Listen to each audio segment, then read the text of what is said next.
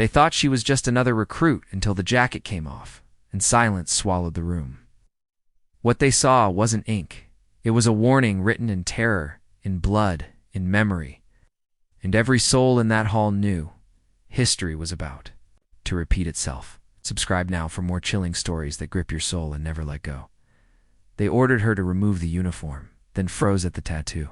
Yes, everyone feared. It was just another routine inspection at Black Ridge Military Academy, the kind that drills discipline into the bones of cadets and shakes out any signs of rebellion. And Cadet Alara Miles had done everything right, from lacing her boots to tucking her regulation shirt. But when Commandant Viren strode in with his inspection clipboard and his ever-present sneer, a ripple of unease passed through the lined-up. Cadets like an invisible current, not because he was feared, but because behind him walked Colonel Saren, the man from the classified files. The one whispered about in late-night barrack stories, the one who'd led the fatal assault at Fallbridge, where a whole unit disappeared and only smoke and bones were left behind. Yet now he was here, inspecting uniforms. And Alara already knew something was wrong because his eyes locked on her the moment he entered the hall. "Cadet Miles," he said in a low gravel voice that scraped the silence like a knife on metal. "Remove your outer jacket," and murmurs rippled through the ranks, not because the command was unusual, but because of the way he said it. Like he was testing fate, like he already knew what was beneath, and Alara hesitated. Her jaw clenched, but protocol overrode instinct, so she unbuttoned the tight gray uniform jacket slowly, her fingers trembling, not with fear, but restraint, because she knew once the jacket was off, everything would change.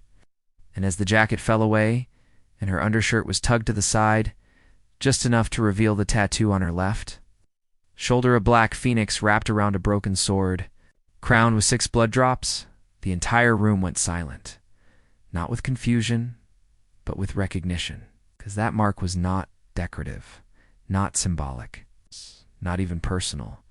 It was the crest of the Fallen Rebellion, a mythical unit from 20 years ago that had been obliterated after staging an internal mutiny against High Command for unethical warfare. A unit that supposedly left no survivors.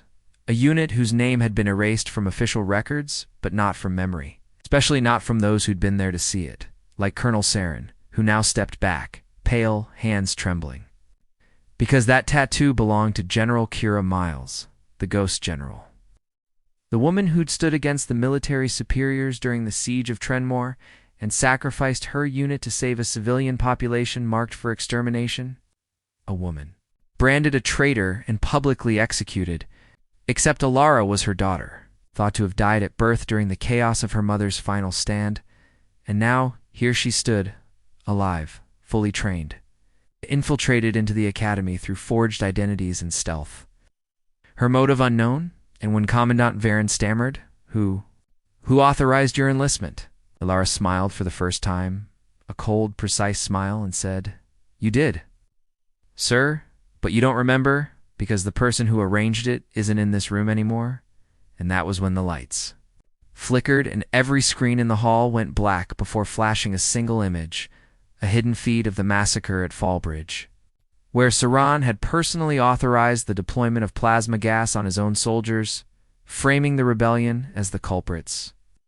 A truth no one had ever dared expose until now, because Alara had spent the last 6 years climbing her way into the heart of the system to deliver judgment not with weapons, but with truth, and chaos erupted as cadets looked at each other in horror, realizing they'd been fed lies for generations, and Saren reached for his holster, but was too slow, because a drone whirred in from the side and dropped a capsule at his feet that exploded with a burst of paralytic mist, taking him down in spasms while Alara walked forward, calm and silent, as a dozen hidden operatives disguised as cadets revealed themselves, all branded with the same phoenix tattoo, part of the Reborn.